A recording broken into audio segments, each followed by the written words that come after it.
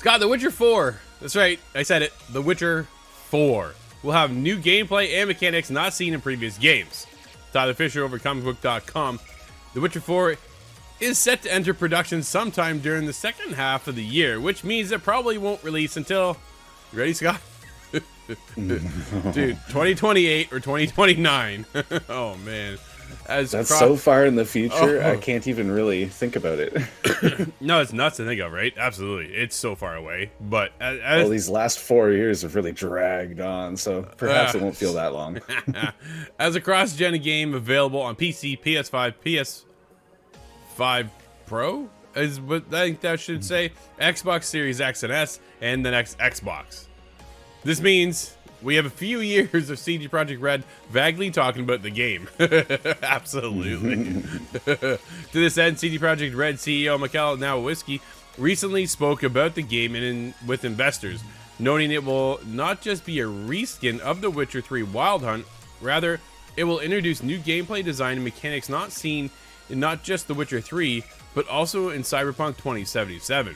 Adding to Nowowski's, the aim of CD Projekt Red is to do something the team has never done before. Now, this could just be PR speak, hyping up the game in a room full of people who give the company money to make said games. That said, this ambition lines up with the word that the team working on the game is the biggest team CD Projekt Red has ever assembled.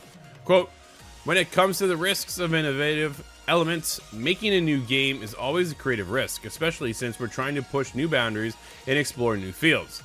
Do something we haven't actually done before, end quote, said Nowowski. Quote, I guess what I'm saying is that you should not be expecting The Witcher 3 in new clothing or sorts. Of course, we're building on the shoulders of what came before and on what we've learned, but we will be adding new gameplay elements and new mechanics that you have not seen in previous games. I'd say doing such things is always a risk. It's not just repeating what was done before, end quote. New gameplay elements and new mechanics is obviously vague, but given how long the game has been in pre-production, it is not surprising that CD Projekt Red has cooked up a few ways to evolve the series. After all, it is during this concept stage that groundworks are laid out.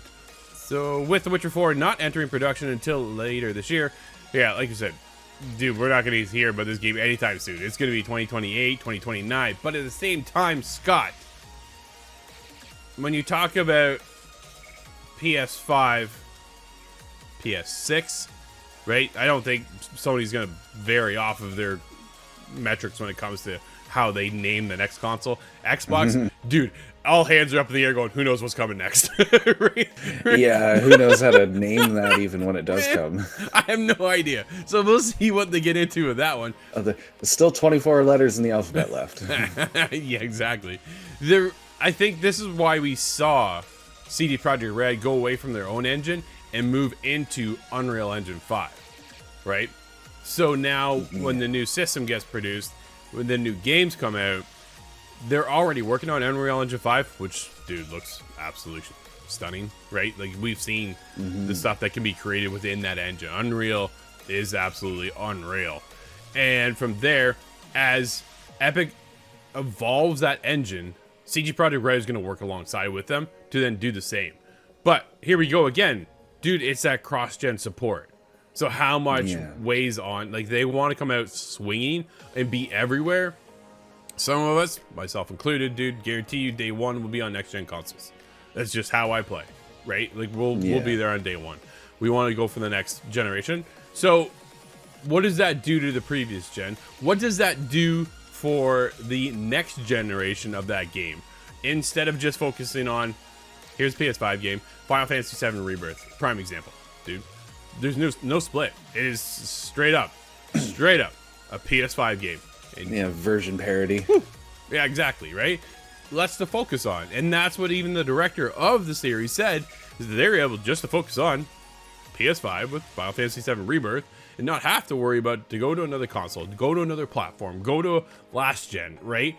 How many games have we seen do this back and forth? And it's just, man, what if?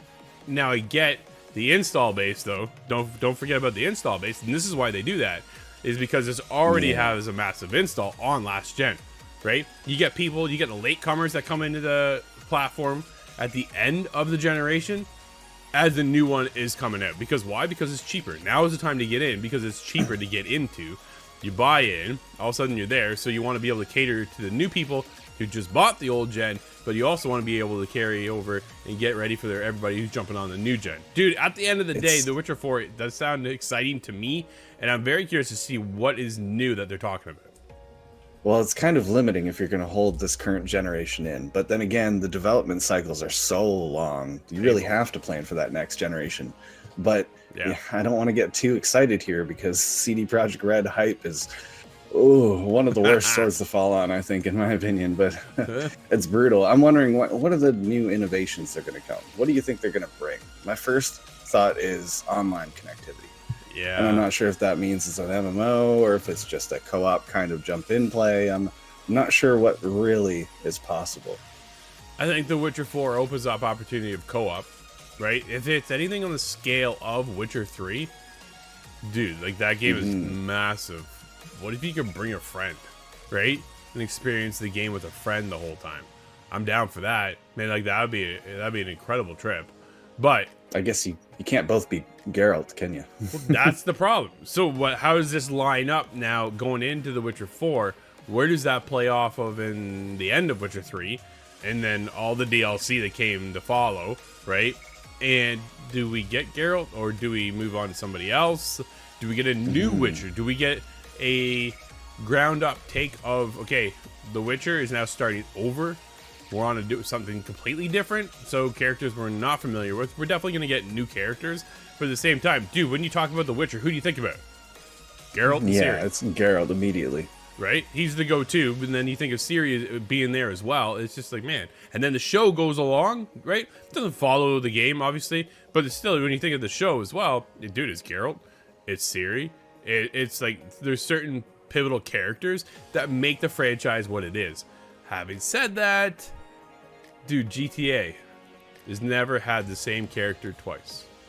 Yeah, that's a good point. There are other Witchers in the universe. I think in number 2, you have to face down a Witcher, and he's the big bad guy, basically. Yeah. So there could be. It could make it fit in pretty well. Or Geralt could stumble through a mirror, and now there's 2. Something cheesy could work. The multiverses has hit The Witcher. Can you imagine? Oh, please don't do that. No, that's lazy sci-fi writing is what it is. Yeah, we're getting a lot of that lately. Welcome to the MCU. It's I'm definitely gonna be like everybody else and just waiting to see what comes around. But like we said, right, this is 2028, 2029 still. This is years off. We're 4, 5, 6 years away from even seeing anything. So, but we'll see what it brings. Dude, I might just have to jump back into The Witcher 3. That's what I was thinking. You still have enough time.